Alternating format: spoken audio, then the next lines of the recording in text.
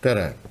Mina olen Allar Veelmaa ja tänases videotunnis me lahendame ühe riigieksami ülesande. Näete, ülesanne on 5-osaline ja alustame ehk siis kõige lihtsamast. Leiame funktsiooni tuletise. Polünoom. Selle polünoomi tuletisega ei tohiks nagu probleeme olla. Nii et näete igast elemendist eraldi, nii et tuletis näete tuleb siis 6x ruutu ja lahutada 6x. Ja konstandi tuletis on loomulikult 0, nii et siin probleemi ei ole. Kasvamis- ja kahanemisvahemike leidmiseks leiame tuletise. Tuletis on leitud. Nii, funktsioon on kasvav nendes piirkondades, kus tuletis on positiivne ja kahanev nendes piirkondades, kus tuletis on negatiivne. See peab ka nagu selge olema. Me peame lahendama võrratuse, näete kasvamise jaoks siis 6x ruutu miinus 6x on positiivne ja kahanemise jaoks lahendame võrratuse, et 6x ruutu miinus 6x on negatiivne. Ruutvõrratuse lahendamiseks me tavaliselt ikka lahendame kõigepealt ruutvõrrandi. Nii et ruutvõrrand, siit 6x sulgude ette, sulgudesse jääb x miinus 1. Ja lahendid on 0 ja 1. Nii et siin midagi pikalt jutustada ei ole. Visandame nüüd joonise. Jooniselt me siis loeme selle vastava ruutvõrratuse siis lahendi hulga. 0 ja 1 on lahendid. Nii et näete, tuletis oli meil selline, eks ole, nii et parabool, ruutfunktsioon, graafik on parabool, avaneb ülespoole. Tuletis on positiivne, miinus lõppmatusest 0-ni ja 1 edasi. Kahanemine, tuletis on negatiivne 0 ja 1 vahel. Ja nagu juba varem räägitud, funktsiooni kasvamise kahanemisvahemikke ei kirjutata kokku ühendimärgiga. Need pannakse eraldi kirja ja kahanemisvahemikke oli 1. Kolmas punkt, maksimum ja miinimumpunkt. No, ühes ülesandes juba tegime seda. Kõigepealt leiame ekstreemumkohad. Need on siis võrrandi f tuletis x on 0 lahendid, kuid iga selle võrrandi lahend ei pruugi olla veel ekstreemumkoht. See on nüüd oluline asi. Tuletis peab muutma märki. Ja meie juba eespool tegime selgeks, et 0 ja 1 meil need kohad on. Nii et näete x maksimum 0, x miinimum 1. Et kes nüüd ei mäleta, kus kohalt need tulevad, siis vaadake kasvamist ja kahanemist, seal olid need 0 kohad paika pandud. Tuletise 0 kohad.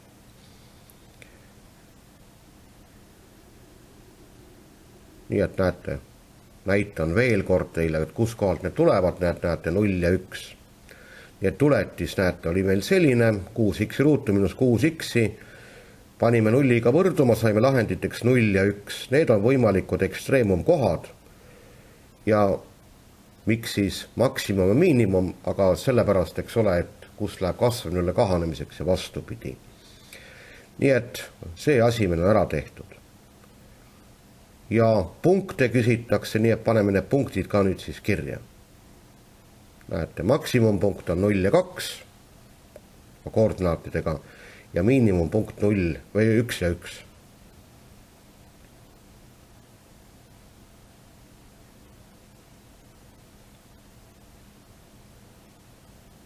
Funktsiooni graafiku joonestamiseks jällegi tegime niiviisi siin, et võtsime siis, koostasime tabeli, võtame siin 5 erinevat x-i väärtust, aga vaadake see -2 korral, no seda me hästi nagu võtta enam ei taha, -26, et 4 võimalikku väärtust ja nüüd me võime veel juurde arvutada nii palju, kui me soovime.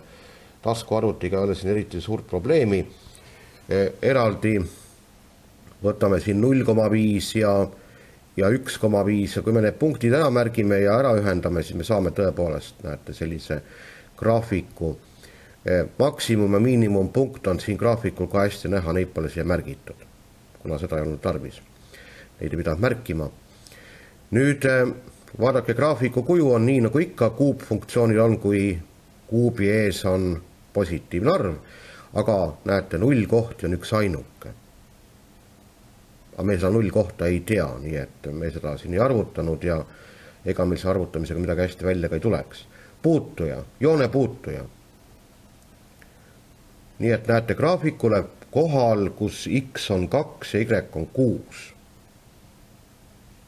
Nii et näete, graafik on siia juba ära tehtud, punkt on olemas, puutepunkt. Ja nüüd tuletame siis meelde joone puutuja võrrandi. Joone puutuja võrrand Y miinus Y0 on F tuletis kohal X0 korda X miinus X0. Puute koht X0 on 2 ja näete Y0 on 6. See kõik on meil antud.